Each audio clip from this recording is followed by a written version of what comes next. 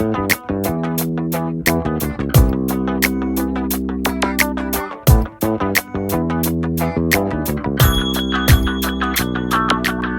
what's up guys? My name's Royce and thanks for tuning in to my first official tech review video that I'm doing on my channel here today. And as you could probably guess from my shirt, it's gaming themed, and more specifically, gaming on your Apple TV. Yes, that's right, you can game on your Apple TV. The 4th generation Apple TV, mind you, the one that was released late last year of 2015 that lets you download all those good apps that you got on your phone and all that stuff. You can download Periscope, watch random people do weird stuff, or if you're not into that, you can download some games. But if you download some games, what controller are you gonna buy? Because sadly, the Apple TV does not come with any controllers. And that's exactly what we're gonna be talking about today.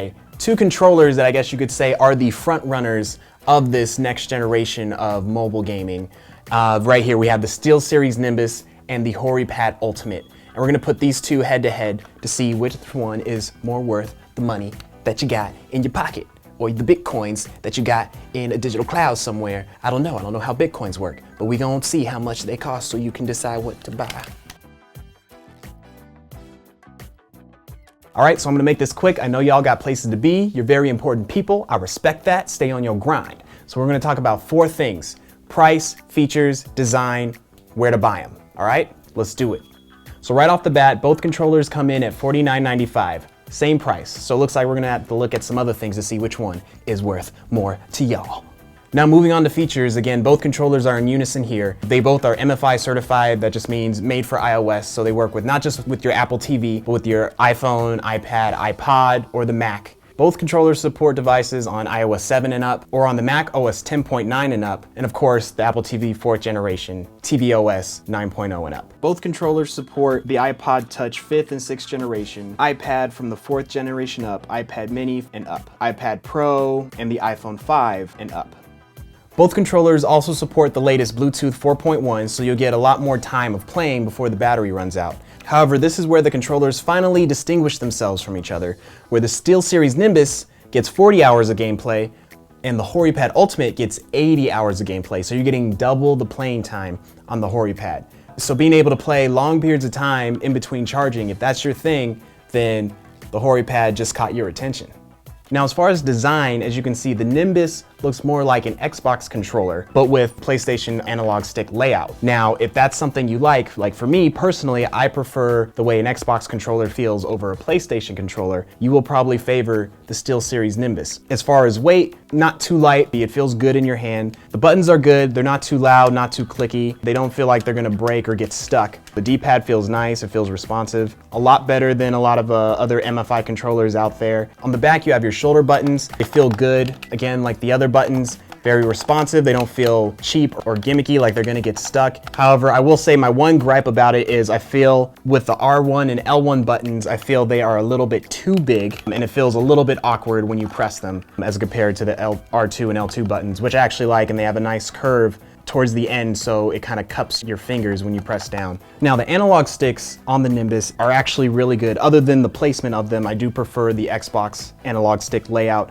But other than that, the feel of them, they're nice. They're not too loose. I like to play a lot of first-person and third-person shooters, so this really comes in handy when playing those types of games, because if you can't get a grip on the analog sticks, then you're gonna have a bad time. You see on the back, in the middle of the shoulder pads, you will see a on-off switch. On the Nimbus, it'll say hold, and you'll see a little orange area, and that just means the controller's off or is locked. Just by switching it, that will turn the controller on and you'll see the lights blink. If you already have it synced, it will automatically go to the 1st, 2nd, 3rd, or however many controllers you have synced up. If you don't have it synced, there's a Bluetooth button that if you hold that down and we go into the Bluetooth settings of whatever device you're using, you can now sync it up that way. Another thing you'll probably know right off the bat is in the center of the controller, instead of a pause button, you'll see a menu button. Now don't be fooled, they do the same thing. This is linked to an idea that these controllers are not just something to play games with, but something that you could actually use to navigate your Apple TV, go in and out of menus, select apps, all that stuff. Use it as if you would the Siri remote. And a couple things you can do is if you hold down the menu button, it will actually exit you out of the app that you're in and take you to the home screen. Or if you double press the menu button while you're on the home screen, it will activate the screensaver. And this is also something we'll see on the HoriPad in a minute as well. And now probably the coolest design feature of all, in the center here, this is actually where you charge the controller not with the micro USB cable, but with a lightning cable. Yes, that's right. With these controllers, you can actually charge them with the same cable that you charge your phone with. So there's no more fumbling around like, oh my goodness, did I bring the cable? Oh, how am I gonna do? I can't game anymore. Nope, no more of that. Now you just plug in a regular lightning cable in here and it will charge up. All right, now moving on to the HoriPad Ultimate. As soon as you pick it up, you will feel like you're holding a PlayStation controller. It looks more like a PlayStation controller, just with a little bit of variation. When you pick up the HoriPad, you immediately feel the weight to it. This feels like a premium controller. And actually picking up the Nimbus after holding a HoriPad makes it feel a little bit more cheap, because for some psychological reason, we correlate weight with niceness and more goodness. I couldn't think of a bigger word there to sound smart, so that's my 2 cents on that. Yeah. The buttons feel nice on the HoriPad. They're a little bit more clicky than on the Nimbus, make a little bit more noise, which is a little bothersome, but at the same time, they actually feel more durable. With the D-pad actually feels really nice. I would actually say it feels a little bit better than the Nimbus. And now the analog sticks, this is kind of like my only gripe with the HoriPad. The analog sticks feel a little bit too loose for me. So when playing my first person shooters, I actually feel like I don't really have the same control that I have on the Nimbus. That's kind of a negative for me. On the back, you'll have your shoulder buttons. Size-wise, I feel are actually better than the Nimbus. I will say I like the R2 and L2 buttons on the Nimbus more, but I like the R1 and L1 buttons on the HoriPad. Again, it's little small nitpicky things. So you have the menu button in the center as well, but what's cool is this whole middle section has like a cool little glass feel to it. The menu button caves in, so it actually feels like the home button on your iPhone, which is cool because it's like, if you had Touch ID, you could kind of just put your finger there and unlock your Apple TV. That'd actually be awesome if you could do that, HoriPad. Think about it. Idea, give me money for it. And on the back, you also have your on-off switch, just like with the Nimbus. However, this will not say hold. This says nothing. So you just gotta trust your instincts on this one and just flip it and hope it turns on. It will though. Again, you flip it on, you'll see the lights come on. If you synced it, if you haven't synced it, what you'll do is you'll hold down on the Bluetooth button on here, which for some reason on the HoriPad, the Bluetooth logo is replaced with the Wi-Fi logo. That confuses me. I mean, I know what y'all trying to say, but it's very confusing. And also in the center, plug in your lightning cable, charged, ready to go. So where can you buy these bad boys? Right now, it looks like the HoriPad is only limited to Apple's retail and online stores, where the Nimbus, same Apple retail online stores, but I've actually been able to find them on Best Buy's website and on Amazon. However, on Amazon, they are going for 60 bucks, at least at the time that I looked at it, and they were currently out of stock. So if you like Amazon, if you're all about that 2-day shipping, and you don't mind paying $10 more, then you can also go that route. Real quick, I do want to make a point. You do not need to buy these 2 specific controllers in order to game on your Apple TV. Any MFI certified controller that you have will work with the Apple TV. So if you have like Mad Catz Control I or Micro, Steelseries Stratus, all of those will work with your Apple TV. So no need to worry about that if you're freaking out. They'll all work. Actually, you know what? I want to go back a second. I was playing around a little bit more with the Steelseries D-pad. You know, I have to say, I feel like there really isn't a difference. There are a lot of reviews where it's like, the D-pad is just like, you feel it, bro. These are like, they're the same thing, you know? I don't, actually, you know what?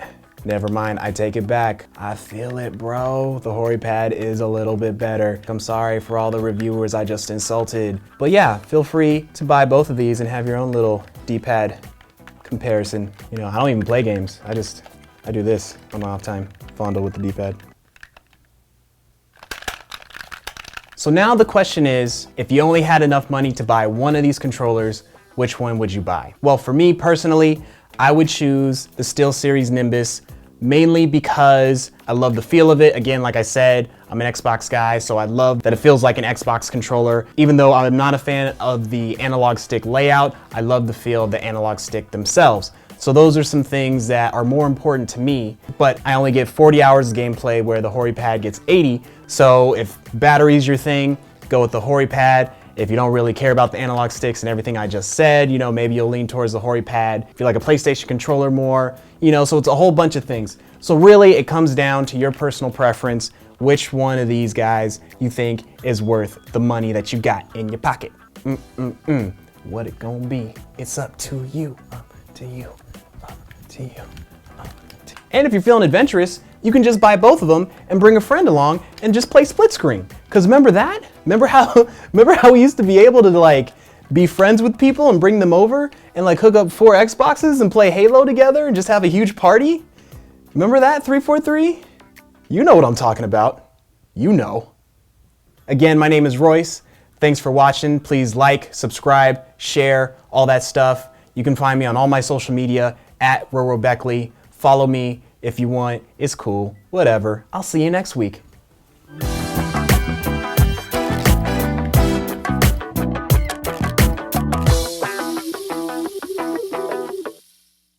Up to you, up to you, up to you. You decide. Just made a theme song.